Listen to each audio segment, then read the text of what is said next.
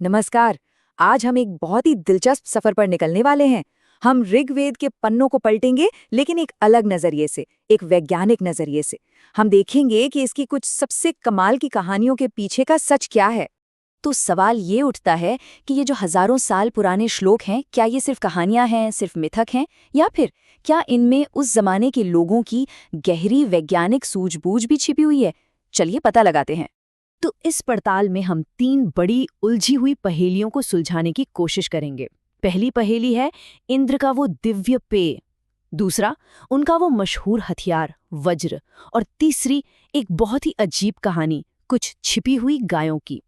इन तीनों के पीछे का राज क्या है, चलिए समझते हैं। तो चलिए सबसे पहले केस से शुरू करते हैं। ये केस है इंद्र के सीक्रेट एनर्जी ड्रिंक का।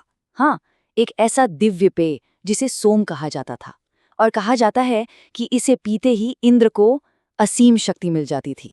ऋग्वेद में बार बार ये जिक्र आता है, जब भी कोई बड़ी लड़ाई होनी होती थी, इंद्र को सोम पीने के लिए बुलाया जाता था। इससे एक बात तो साफ है कि इसका असर बहुत गहरा और एकदम फौरन होता था। अब देखिए, यही बात इसे बहुत दिलचस्प बना देती है। सोम कोई जादुई झरना नहीं था कि गए और पानी पी लिया, नहीं। इसे बाकायदा बनाया जाता था, एक पूरी प्रक्रिया थी। ग्रंथों में लिखा है कि एक खास पौधे को पत्थरों से कूटा जाता था, फिर उसे ऊन की छलनी से छानते थे, तब जाकर उसका रस निकलता था। मतलब ये एक तरह की एंशिएंट फार्माकोलॉजी थी, एक तैयार किया हुआ पेय। तो सवाल उठता है कि ये पौधा कौन सा था? आज की रिसर्च हमें एक पौधे की तरफ इशारा करती है जिसका नाम है एफिड्रा। ये पहाड़ी इलाकों में उगता है, और आज के वैज्ञानिक मानते हैं कि यही वो सोम का पौधा हो सकता है। और यहीं पर मिथक और हकीकत आकर मिलते हैं। देखिए, एफिड्रा पौधे में एक केमिकल होता है, एफिड्रिन। ये एक बहुत पावरफुल स्टिमुलेंट है। तो वो जो दिव्य शक्ति की बात हो रही थी, वो असल में एफिड्रिन का हमारे नर्वस सिस्टम पर होने वाला असर था, एक तरह का परफॉर्मेंस एनहांसिंग ड्रग। तो सोम की पहेली तो सुलझ गई। अब चलते हैं अपनी दूसरी पहेली की तरफ। इंद्र का हथियार वज्र, और कहानी ये है कि इंद्र अपने वज्र से बारिश करवाते थे। यहाँ एक बात माननी पड़ेगी, उस जमाने के ऋषि मुनि कमाल के ऑब्जर्वर थे। उन्होंने बिल्कुल सही क्रम नोट किया था। पहले आसमान में तेज बिजली चमकती है, फिर बादलों के गरजने की आवाज आती है, और उसके बाद जोरों की बारिश शुरू हो जाती है। और यहीं पर हमें अवलोकन और व्याख्या के बीच का फर्क समझना होगा। अवलोकन यानी ऑब्जर्वेशन का मतलब है कि उन्होंने क्या देखा, जो बिल्कुल सटीक था, बिजली, फिर गरज, फिर बारिश। लेकिन व्याख्या यानी इंटरप्रिटेशन का मतलब है कि उन्होंने इसका कारण क्या समझा। उन्होंने इसे समझाने के लिए कहानी बनाई कि कोई देवता है जो एक बादल रूपी राक्षस पर हमला कर रहा है। मतलब उनका क्या बिल्कुल सही था, लेकिन उनका क्यों पौराणिक था।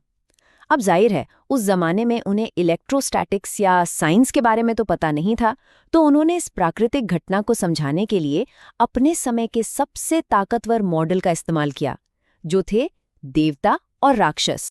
चलिए, अब आते हैं अपनी आखिरी और शायद सबसे उलझी हुई पहेली पर। कहानी है कि इंद्र ने एक पत्थर की गुफा से गायों को आजाद कराया। अब ये कहानी सुनकर थोड़ा अजीब लगता है ना? मतलब पत्थर की गुफा में गायें क्या कर रही होंगी? इसका सीधा सीधा मतलब निकालना तो मुश्किल है। और यही इशारा है कि हमें इसके शाब्दिक अर्थ से आगे बढ़कर इसके पीछे छिपे रूपक या मेटाफर को समझना होगा। और जब हम ऐसा करते हैं, तो दो बहुत ही जबरदस्त वैज्ञानिक व्याख्याएं सामने आती हैं। पहली है खगोल विज्ञान से जुड़ी हुई, और दूसरी शुरुआती सिविल इंजीनियरिंग से।